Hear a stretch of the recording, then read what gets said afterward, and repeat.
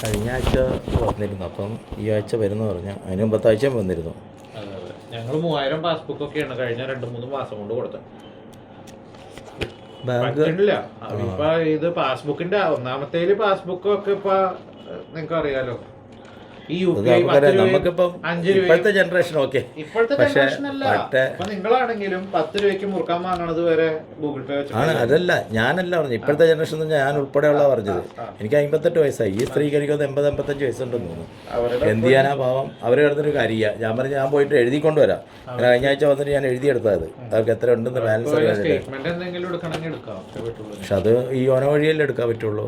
ഒന്ന് ഇവിടെ അത് അവർ വരണമെന്നല്ലേ പറയുന്നത്. അതല്ലേ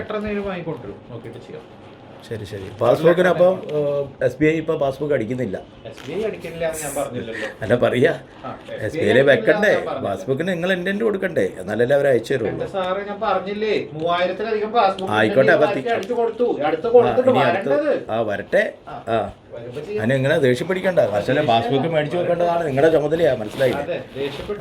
അല്ല പറയാ, ഞങ്ങളാണ് ചൂടാവേണ്ടത്. അപ്പം നിങ്ങൾ എപ്പോഴത്തേക്ക് ചാടി കളിക്കുക. ശരി. അല്ലല്ല പറയാ. അപ്പം മര്യാദയ്ക്ക് സംസാരിച്ചാൽ മതി, അത്രേ ഉള്ളൂ. മനസ്സിലായോ? ആ സ്ഥാനത്തിരിക്കുമ്പോൾ അതനുസരിച്ച് നിൽക്കണം.